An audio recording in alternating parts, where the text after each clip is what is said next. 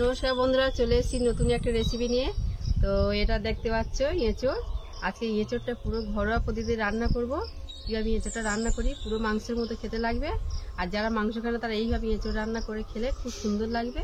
তো চলো এখন আমি এঁচোড়টাকে কেটে নেবো, কীভাবে কাটি।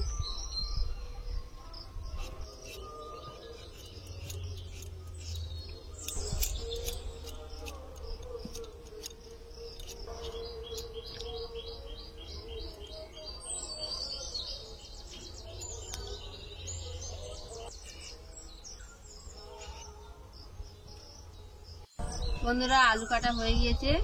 এবার আমি এঁচোড়টা কেটে নেব। তার জন্য আমার হাতে তেল দিতে হবে। তেল না দিলে পুরো আটা পুরো হাত চাপড়ে যাবে। তেলটা পুরো হাত মাখিয়ে নিতে হবে, নাহলে আটা পুরো লাগলে আর উঠবে না।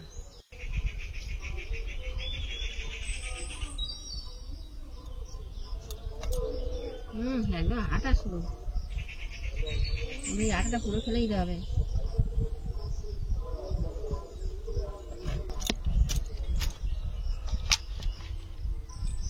দেখতে পাচ্ছ টাটকা আটা একদম। আর এই আটা যদি হাতে লাগে একদম উঠবে না, আর তেল দিলে একদম লাগবে না।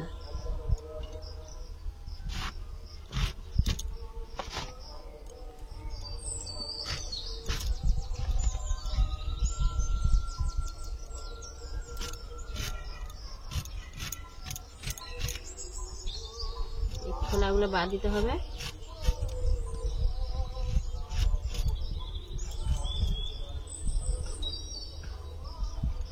মাঝখানে এই শিরাটাও বাদ দিতে হবে।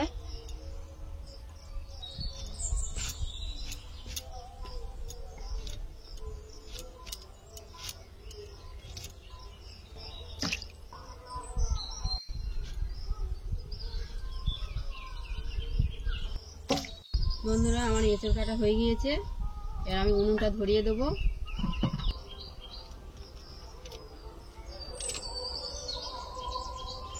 বন্ধুরা, কড়া বসিয়ে দিয়েছি আর জল দিয়ে দেবো, দিয়ে এঁচোড়টাকে সিদ্ধ করে নেব।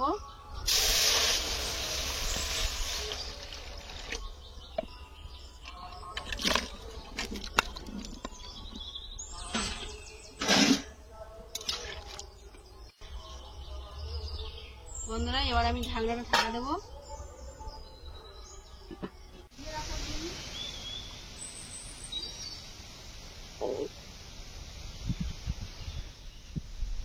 বন্ধুরা, ঢাকনাটা খুলে দেখছি এঁচোড়টা কতদূর সিদ্ধ হলো।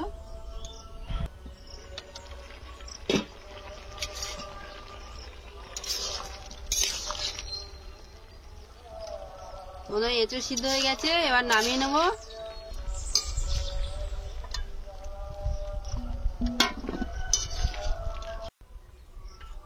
বন্ধুরা, কড়াটা পরিষ্কার করে আমি আলুটা ভেজে নেব।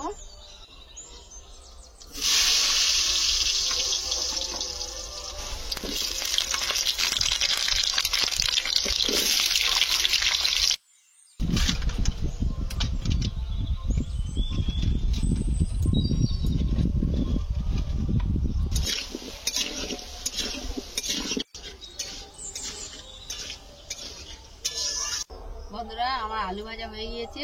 এবার আমি তরকারিটা করে নেব। তার জন্য আমার শুকনো লঙ্কা তেজপাতা আগে দেবো।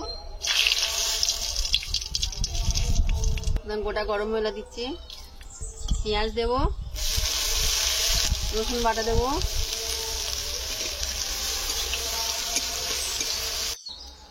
বন্ধুরা, পেঁয়াজ রসুন ভাজা হয়ে গিয়েছে। আমি এবার টমেটো দেবো। বন্ধুরা, টমেটো কোচা, লঙ্কা, হলুদ, লবণ একসঙ্গে দিয়ে দিচ্ছি।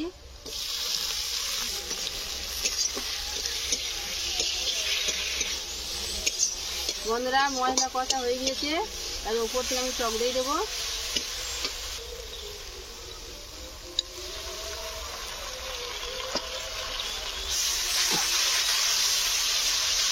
এবার আমি এঁচোড়টা দিয়ে দেবো।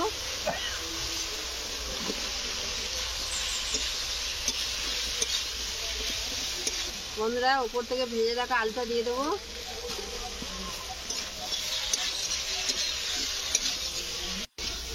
বন্ধুরা, আমার এঁচোড় আলু কষা হয়ে গিয়েছে। এবার আমি উপর থেকে জল দিয়ে দেবো।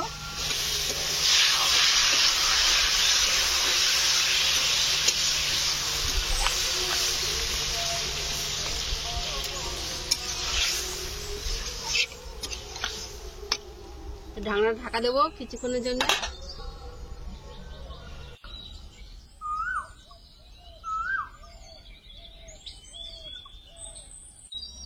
বন্ধুরা তরকারিটা খুলে দেখি কতদূর কি হলো।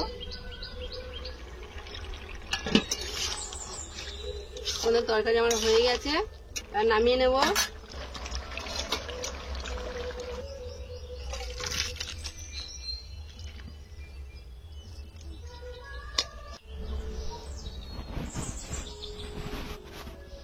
বন্ধুরা আমরা খেতে বসে গেছি, এই তরকারিটা দিয়ে দেখি কেমন হয়েছে।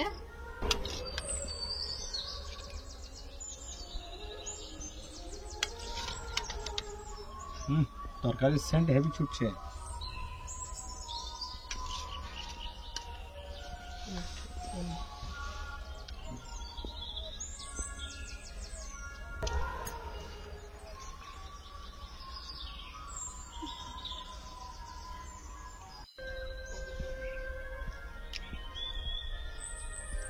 বাহ, খুব ভালো,